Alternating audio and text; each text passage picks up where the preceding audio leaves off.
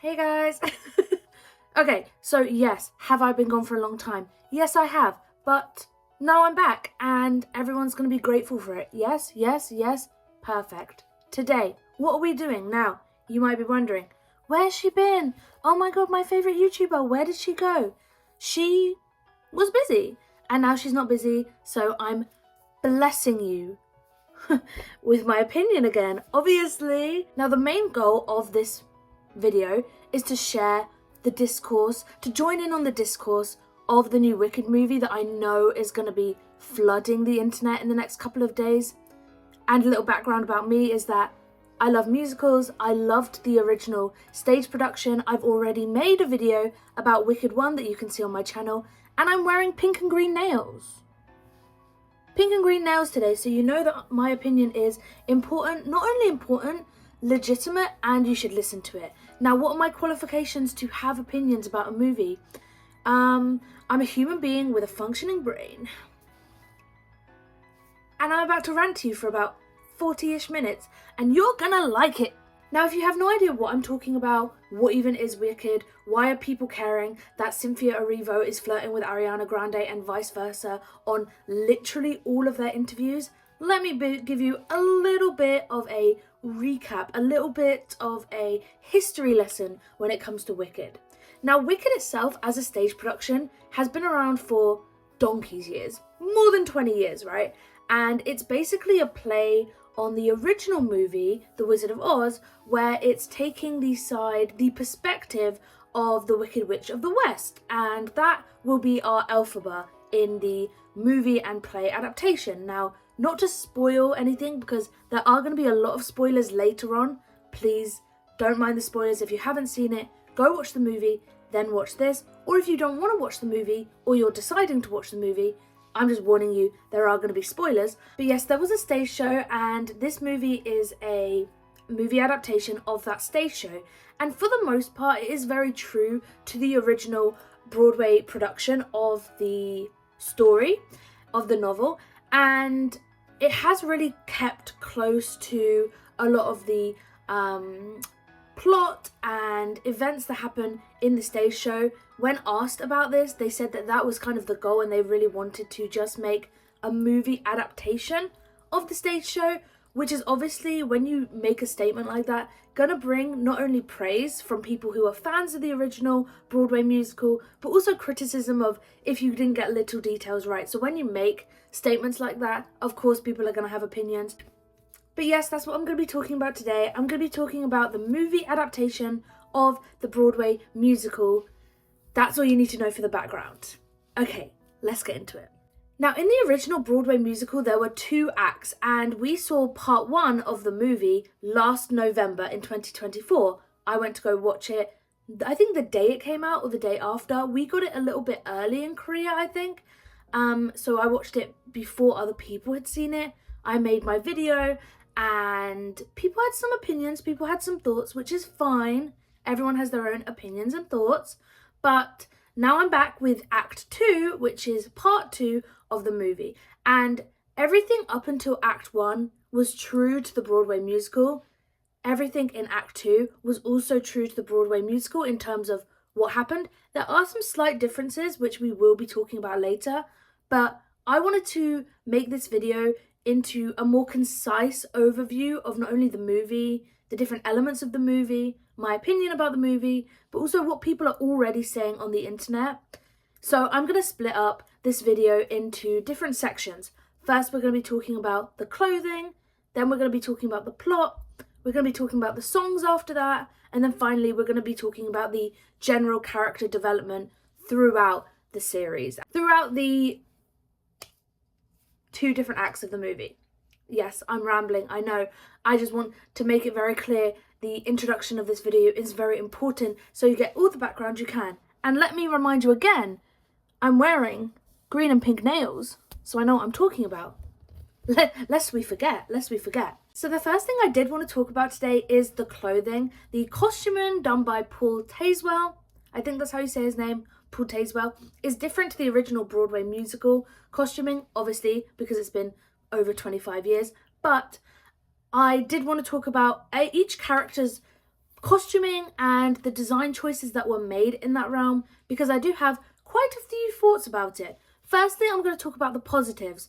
I really like how they kind of seem to be moving Glinda's costuming away from like just solid pink, straight pink, color coordinating all the pinks to be the same shade even. A lot of the time in the first part of the movie, I felt like they didn't really become adventurous with her pinks.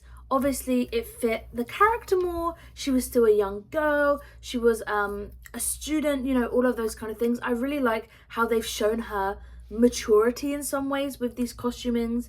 They've also taken bigger risks on the silhouettes and the framing, but also the colors of the costume. They're using a lot more purples, iridescence, and it does seem a lot more money went into the costuming, which makes sense because she has become the spokesperson for the wizard and the face of Oz in a lot of retrospects. Even if she isn't the person with any of the ideas, she is the face of it, and so they've put her in these elegant, extravagant costuming, which makes a lot of sense for her character.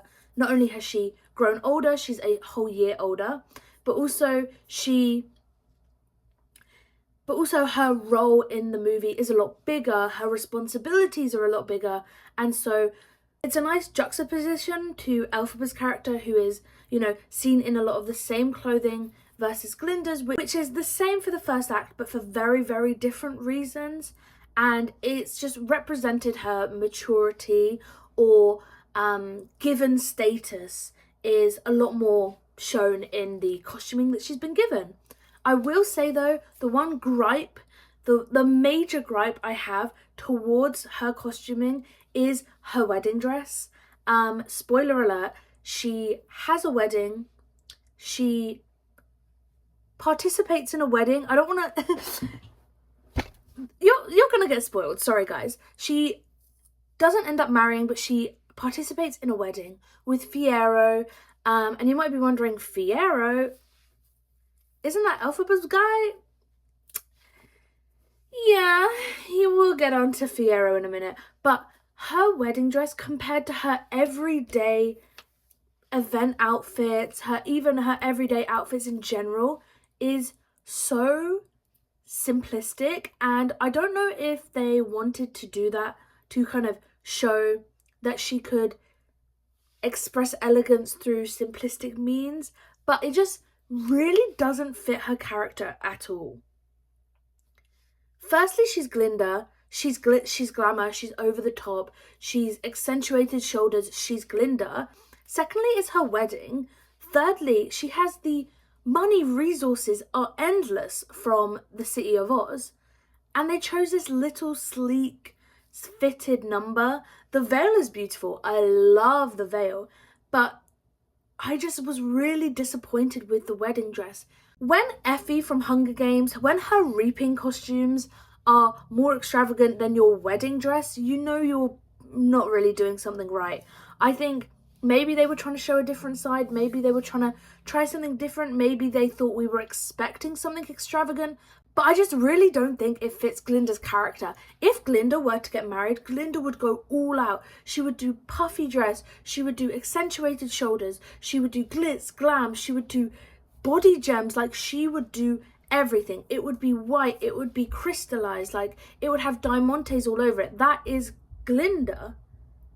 And so like, for that not to be the case for her wedding dress, for her to choose something that I thought personally when I first saw it was her nightie, was her pajamas, that really says a lot about where I think they missed the mark in terms of costuming. And people might disagree, people might have an explanation why they chose to go so simplistic, but I don't know, I just don't really think that it was what I was expecting or what could have been for Glinda's costuming. And that's just my opinion. I don't like the wedding dress. Disagree or agree in the comments, but I don't like the wedding dress. Just going through the costuming quickly, I do want to say that I was not that impressed with the wizard's costuming for the Act 2. I know he's supposed to be in a decline, and so we've broken the facade of him being glitz and glam and all this wonderfulness. I will say I really, really messed with his costuming for the flashback scene when they did the Uncanny Valley AI version of him having relations with Elphaba's mum. Spoiler. But that little pinstripe, like candy cane situation that he had going on, I was living for it. But his everyday costuming, it wasn't giving anything whimsical. The thing is with me is I have this high expectation of Oz when the everyday people are walking around in better costuming than the person that is in charge of them, than the person that is the head of press.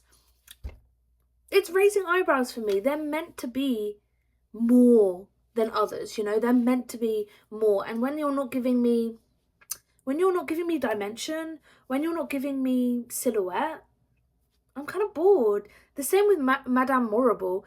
Also, can we just say, how did she have a name like Madame Morrible and no one knew that she was going to be evil until the end? Madame Morrible? I don't really know. I don't really know if anyone caught that. I definitely didn't catch that to the end. Anyway, she's giving us the same as Act 1. Nothing spectacular, nothing out of the ordinary. Just Madame Morrible. We get it. Cool. I will say the Tin Man costuming was quite good, even though Bok as a character himself is just like so irrelevant in my life, and Ethan Slater as a person is irrelevant in everyone's life except for Ariana Grande's. I will say that Bok, the costuming was quite well put together. Obviously, I cannot say a lot for the Cowardly Lion because it's AI. Can anyone tell me if they spotted the AI uncanny Jeff Goldblum in the flashback? Because it actually gave me nightmares, and I had to mention it to my friends afterwards, and they said the same thing, and it was like, it was a lot. It was a lot, Jeff Goldblum. It was a lot. So the Tin Man was okay. I will say, and I know people are gonna crucify me in the comments because I already know that people are going to be gagging over Elphaba's long leather trench coat. I know people are going to love it. I agree. What a fantastic piece of clothing. It shows strength. It shows maturity. In the way they tried to show maturity with Glinda by accentuating her costumes, they made Elphaba's more dark, more gritty, you know, which is a very good choice and a direction I knew they were taking, because this act has a lot of a darker undertone, which I do want to talk about later on. But I know a lot of people are going to love the trench coat. I understand, right? The trench coat is nice. It's cool. I love it. Do you know what I gagged over? And people are going to think this is so crazy. Do you know what costume I gagged over? The little pajama underwear set and the big yarned grey cardigan that she was wearing when Fiyero came back to her little hovel in the tree. Also, can we talk about that little setup she had? My ideal home. Literally my ideal home. What do you mean you live in a nest in a tree? That little situation when she was wearing that big oversized grey cardigan. Maybe it's just the crocheter in me. I crochet, I make stuff, and that really, I was like, oh my god. Not only did cynthiaerivo look great in that costume, and I fancy her anyway, but I was like, oh my god, she ate that little cardigan. Whoever chose that cardigan, you ate with that one. Just another honourable mention before we move on to the next section. I was pretty underwhelmed with the guards costuming, Fiyero's in particular. I know he's the captain of the guards. I know they're not supposed to be glitz and glam, but even in the original Wizard of Oz, I feel like they gave a little bit more sass. They just simply were nowhere near fruity enough for me, and that really was a problem that I dealt with a lot in the movie. They just weren't giving pizzazz. It wasn't giving sass. It wasn't giving Oz. It was giving green tailored blazers. It wasn't giving Oz, and I don't know what they could have changed to give me Oz, but it just wasn't giving Oz. And that's my final thoughts. Thank you. And the last part of costuming I do want to talk about today is the fact that they tried to make Fiyero as hot as he could be for the for the scarecrow. Why did they try and make Fiyero so hot? Why did they make his hair look like wheat vines to kind of make it look like a blonde surfer dude? Why did they have to make him hot? Firstly, I know it's the plot that she turns him into the scarecrow so he doesn't get physically hurt when he's taken out by the guards in the field. We understand that. But him being a woven bag as a face, him having to become that scarecrow character, but also having to be hot for people to still mess with his character and for her to still somewhat find him attractive is like all different levels. And can we talk about how he said that he does find her beautiful because he looks at her in a different way? She's so stunning. Elphaba is so hot. Cynthiaerivo is so hot anyway, but Elphaba is so hot. Is it just me? Why was that part of the plot? Like, in the Broadway musical as well, Elphaba's attractive. She just has green skin. Like, I just didn't understand that at all. He's an actual bag. He is a bag monster.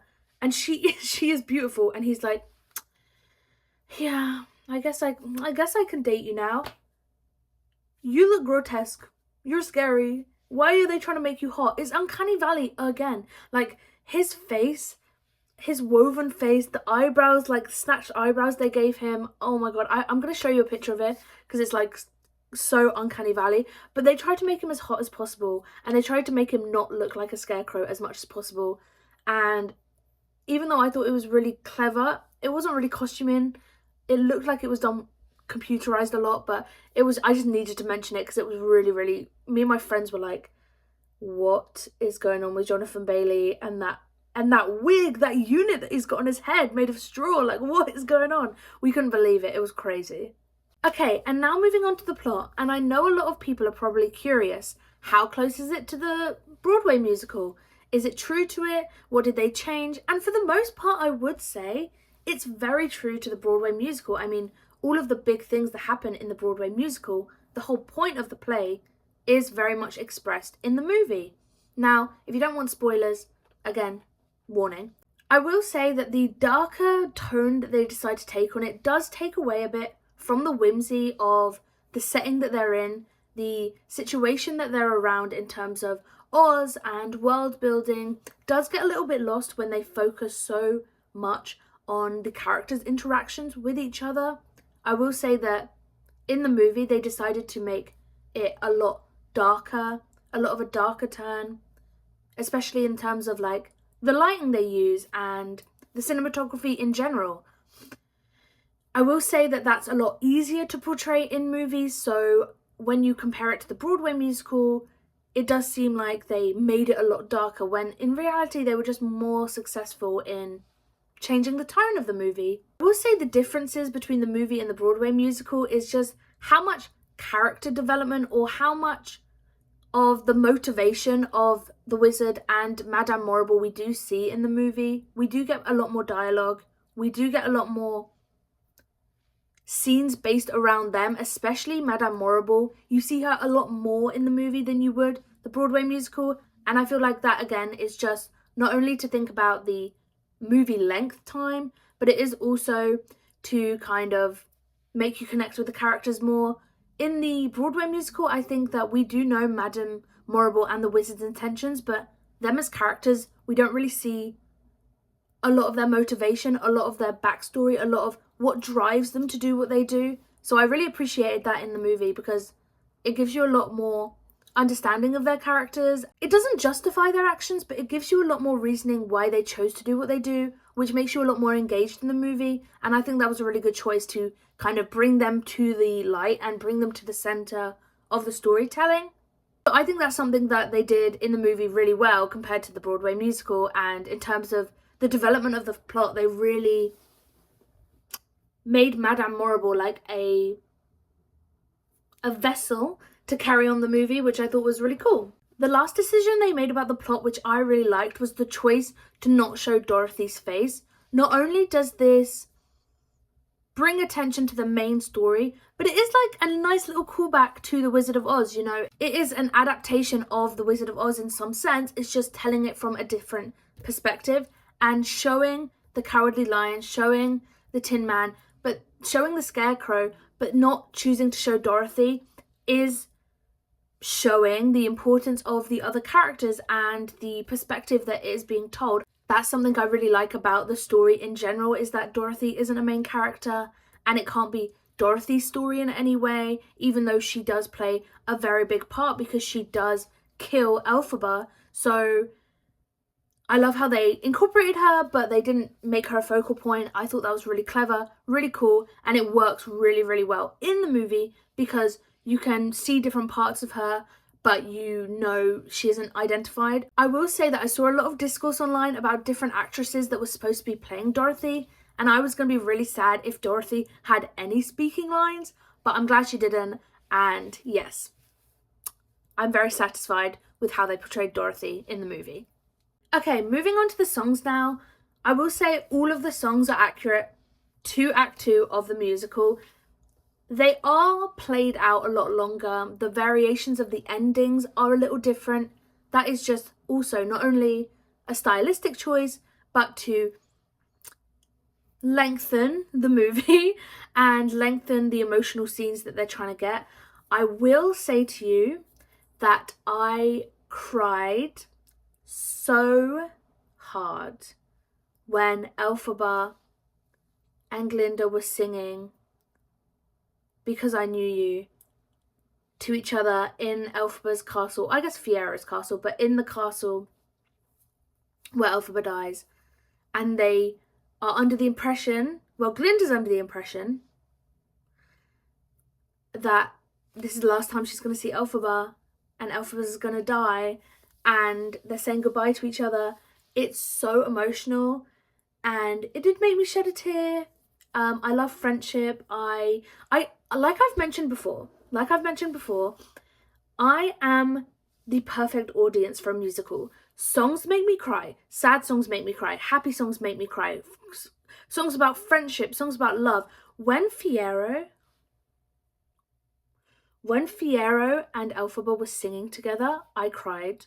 When Glinda and Elphaba were singing together, I cried. I love love. I love friendship. Sue me! Sue me! All the songs were good. All the songs were the same. They were just lengthened a little bit differently to probably portray the voices of the actresses as well. Of course, Ariana Grande and cynthiaerivo, like, top of the game, like, probably the best singers of this generation. Like, best female singers of this generation, hands down. Like, that can't be argued. Whatever your feelings are about Ariana Grande, even whatever your feelings are about cynthiaerivo, they're just incredible singers and technically just like powerhouses, and they were perfect for these roles. And I cannot stress enough how perfect these two people were for these roles in terms of the songs, in terms of the acting. But the songs are such a big part of the musical. They really are the vessels to bring the emotion, and they did such a fantastic job of performing them. And I know you can't be like, oh, it's a movie. It's a movie. They can, you know, of course they sound good. It's a movie. They can do whatever. I'm telling you now, cynthiaerivo and Ariana Grande would be able to perform these songs just as well live. They will continue to do so, especially on this press tour.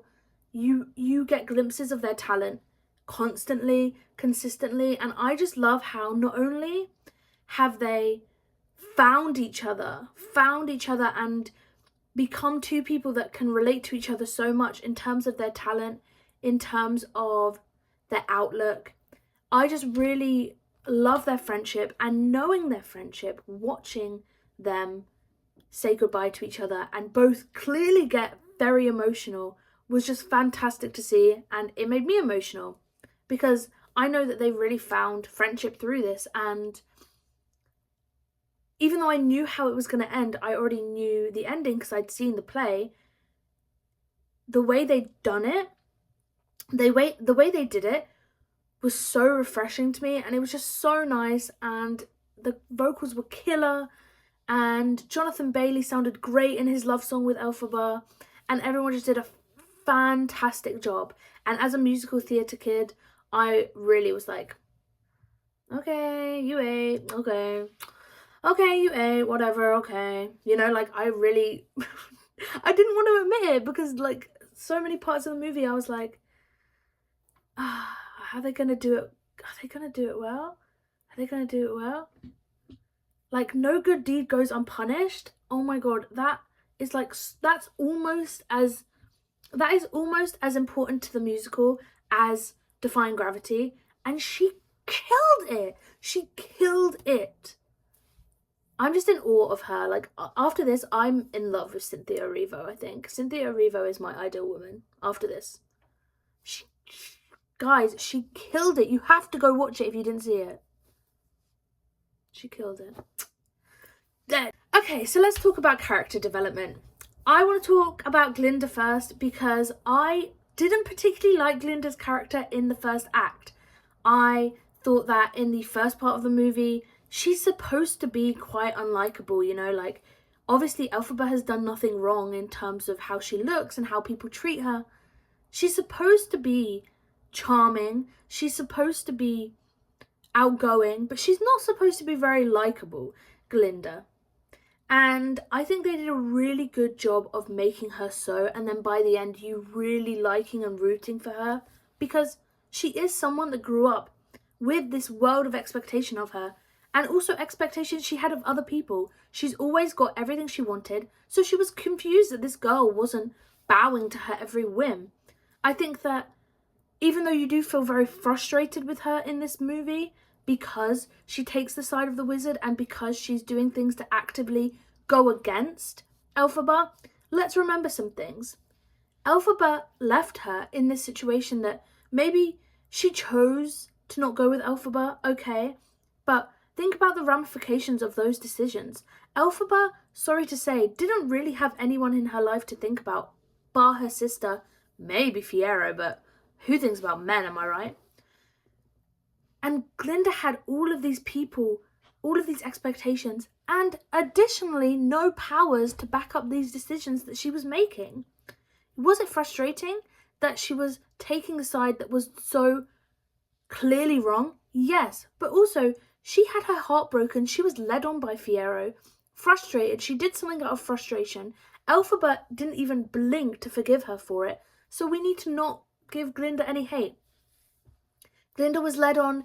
Glinda is powerless. Imagine being powerless in a world where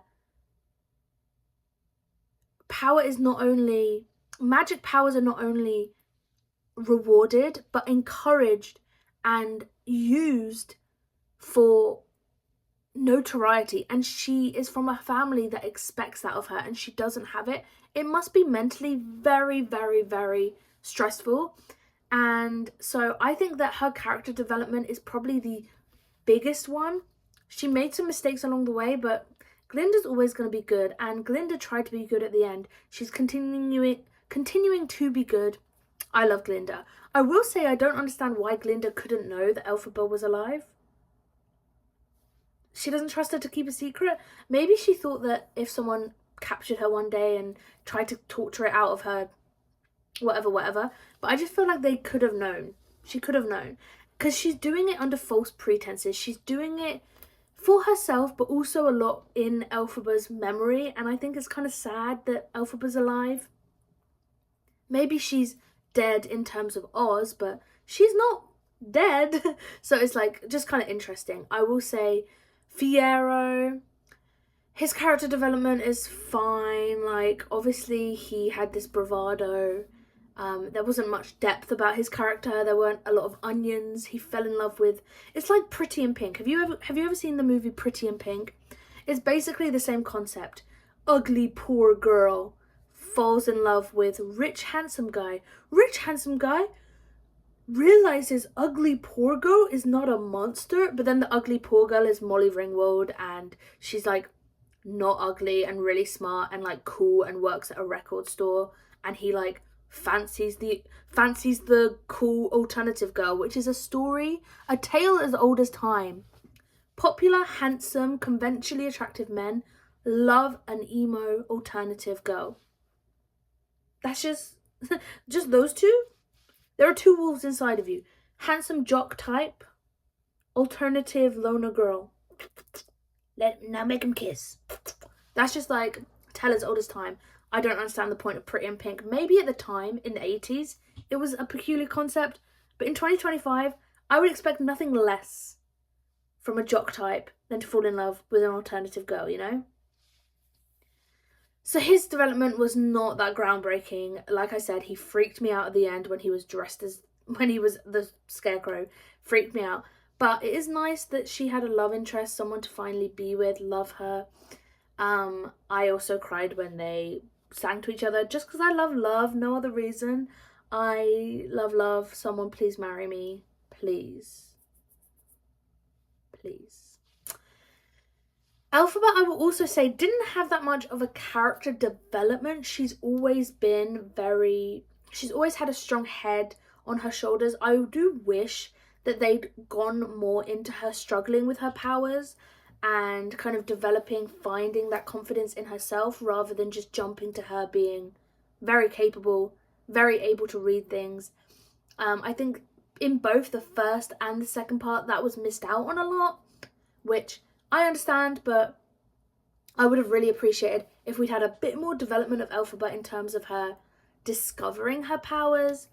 I know that was a big plot point in part 1, but I just feel like they could have done a lot more with that. That's just my personal opinion. And no one else had character development. Everyone else was very black and white.